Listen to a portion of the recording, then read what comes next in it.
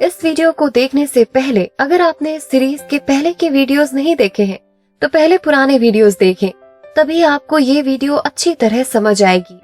उन सभी वीडियोस के लिंक इस वीडियो के डिस्क्रिप्शन में है। साथ ही दोस्तों, अगर आप शेयर बाजार में इन्वेस्ट करना चाहते हैं लेकिन डीमैट अकाउंट के बिना इसमें इन्वेस्ट नहीं कर सकते, तो अब आप घर बैठे आसानी से डीमैट अकाउंट खोल सकते हैं, वो भी पूरी तरह फ्री में, 0 फीस में। एडलवाइस में अकाउंट खोलने के लिए लिंक इस वीडियो के डिस्क्रिप्शन में है।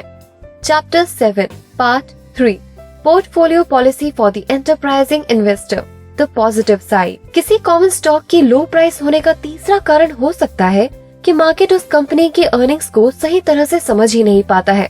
ग्राहम इसके लिए एक एग्जाम्पल बता रहे हैं कि 1946-47 में नॉर्दर्न पैसिफिक रेलवे के एक शेयर की कीमत $30 से गिरकर $13 हो गई, जबकि 1947 में इसके पर शेयर अर्निंग $10 थी। और सबसे अच्छी बात ये थी कि ये $1 का डिविडेंड भी दे रहा था। ये शेयर नेग्लेक्टेड था क्योंकि इसकी अर्निंग पावर को अकाउंटिंग द्वारा छिपाया गया था। अगर किसी कंपनी का स्टॉक कंपनी की नेट वर्किंग कैपिटल से कम कीमत पर है तो ये बार्गेन इशू को पहचानने का सबसे सरल तरीका है। इसका मतलब है कि अगर आप इस तरह के शेयर खरीद रहे हैं तो आपको कंपनी के fixed assets, buildings, machinery etcetera के साथ बहुत से अच्छे आइटम्स जो कि कंपनी के पास है के लिए कुछ भी पे नहीं करना पड़ रहा है। ऐसी बहुत कंपनियां होती हैं जिनका स्टॉक उसकी वर्किंग कैपिटल से कम होता है, लेकिन ऐसी कंपनियां होती हैं और आप उन्हें बार्गेन इशू पर खरीद सकते हैं। ग्राहम के अनुसार किसी कंपनी की नेट वर्किंग कैपिटल निकाली जा सकती है। Net working capital is equal to company की current assets minus total liabilities. यहाँ करंट एसेट्स में शामिल है कैश, मार्केटेबल सिक्योरिटीज और इन्वेंट्रीज। वहीं टोटल लायबिलिटीज में शामिल है इंक्लूडिंग प्रेफर्ड स्टॉक और लॉन्ग टर्म डेट। अगर आपको इनमें से किसी वर्ड का मतलब नहीं पता हो तो आप गूगल कर सकते हैं, क्योंकि यहाँ एक एक वर्ड को समझाना पॉसिबल नहीं है।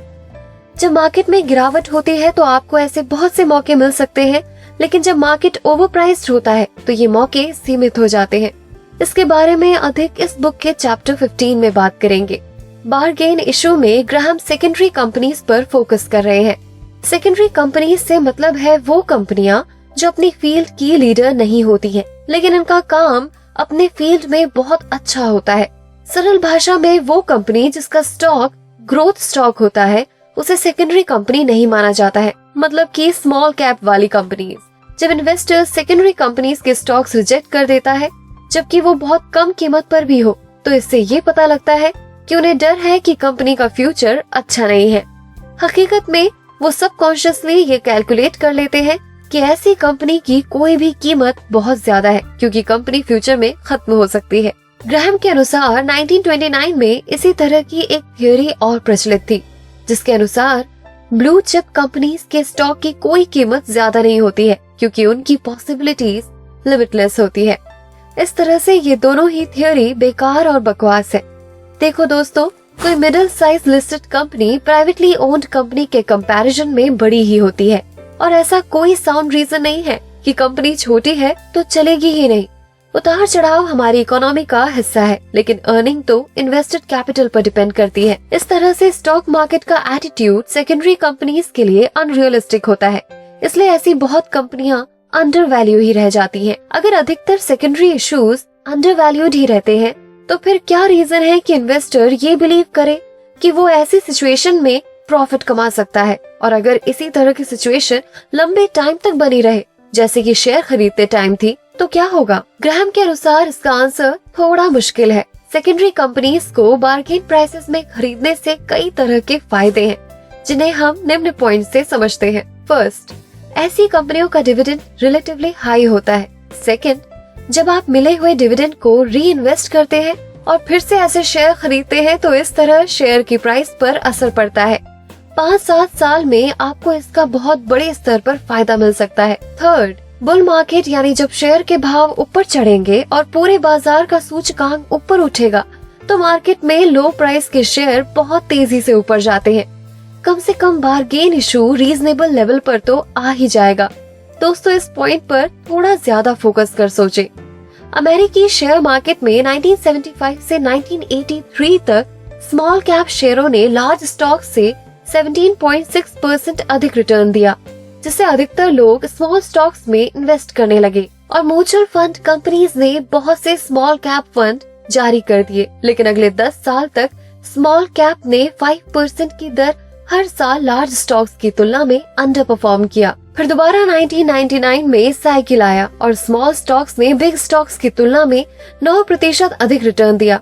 ऐसे ही कुछ भारतीय शेयर मार्केट में भी 2015 से 2017 तक में स्मॉल कैप शेयरों ने रिकॉर्ड रिटर्न दिया था, लेकिन अभी स्मॉल कैप भारी गिरावट में है। अगर आप इस बुक में से केवल इस पॉइंट को भी समझ ले कि कब खरीदना और कब बेचना है, तो धन कुबेर बन सकते हैं। बस प्रॉब्लम ये है कि अधिकतर लोग सट्टा खेलते हैं। वो अपना बहुत सारा पैसा एक शेयर में गलत टाइम पर इन्वेस्ट कर देते हैं और फिर सिर के हाथ लगाकर रोते हैं। फोर्थ, जब मार्केट अपनी सामान्य अवस्था में भी है और लगातार शेयर प्राइस एडजस्टमेंट हो रहा हो, तो प्राइस अंडर वैल्यूड से नॉर्मल लेवल पर आ ही जाता है। फिफ्थ, जब ऐसी कंपनियों की अर्निंग्स लगातार कम रहती है, तो कंपनी में कई तरह के बदलाव किए जाते हैं, जैसे adoption of new policies, change in management. कई बार इस तरह की नई कंडीशंस का भी बहुत फायदा मिल जाता है। और एक इम्पोर्टेंट न्यू फैक्टर भी है जो हाल के सालों में बहुत अधिक देखा गया है। बड़ी कंपनीज स्मॉलर कंपनीज का एक्विजिशन करना चाहती है। इस तरह के एक्विजिशन से अक्सर स्मॉलर कंपनीज के शेयर होल्डर्स को बहुत फायदा होता है। बड़ी कंपनी जब किसी फील्ड में एंटर होना चाहती है, तो वो किसी नई कंपनी को शुरू करने की जगह उस फील्ड की किसी छोटी कंपनी को खरीदना ज्यादा पसंद करती है। लेकिन किसी ऐसी कंपनी को खरीदने के लिए large majority of share holders की एक्सेप्टेंस चाहिए होती है। इसलिए अधिकतर देखा गया है कि इस तरह की छोटी कंपनी के शेयर प्राइस करंट लेवल से ज्यादा ही हो जाते हैं।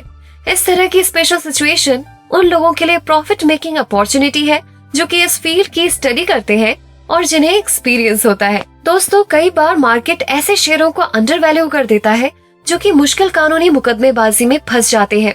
अमेरिकी शेयर मार्केट में एक पुरानी कहावत है, never buy into a lawsuit, यानी कभी भी मुकदमा ना खरीदे।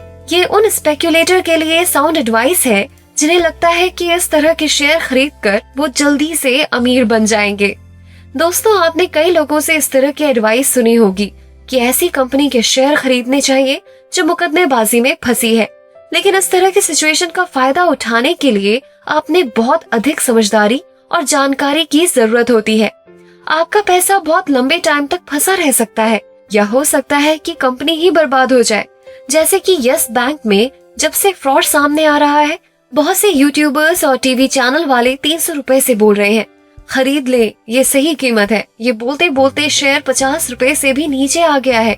दोस्तों, किसी को नहीं पता कि यस बैंक में क्या चल रहा है। ऐसे ही आपको भी नहीं पता चल सकता कि कोई कंपनी किस तरह के मुकदमे में फंसी है और मामला कितना बड़ा है।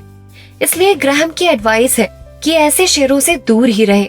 यह एंटरप्राइजिंग इन्वेस्टर्स अपनी इन्वेस्टमेंट का बहुत कम पैसा ऐसे शेयरों में इन्वेस्ट करता है। जब हजारों अच्छी कंपनियां हैं, तो क्यों हम ऐसे विवादों की तरफ जाएं और अपना टाइम और पैसा बर्बाद करें। हमें बहुत से लोग बोलते हैं कि यस बैंक या इसी तरह की कंपनियों पर वीडियो बनाएं। तो मैं आपको क्लियर कर दूं कि यस बैंक में कितना फ्रॉड हुआ है या ये शेयर कितना नीचे जाएगा, ये कंपनी के प्रमोटर के अलावा कोई नहीं बता सकता है। अगर आपको अपना टाइम और पैसा बर्बाद करना है तो आप भी इन्वेस्ट कर सकते हैं, लेकिन आप फिर इंटेलिजेंट इन्वेस्टर नहीं हैं। इसलिए never buy into a lawsuit सभी के लिए वैलिड रूल है, लेकिन बहुत ज्यादा रिस्क लेने वाले इन्वेस्टर इससे फायदा भी उठाते हैं। बाकी की बातें टू बी कंटिन्यूड। अगर आप द इंटेलिजेंट इन्वेस्टर बुक खरीदना चाहते हैं तो इस बुक का लिंक इस वीडियो के डिस्क्रिप्शन में है। साथ ही डिस्क्रिप्शन में दिए लिंक से अपना फ्री डीमैट अकाउंट ओपन करना ना भूलें।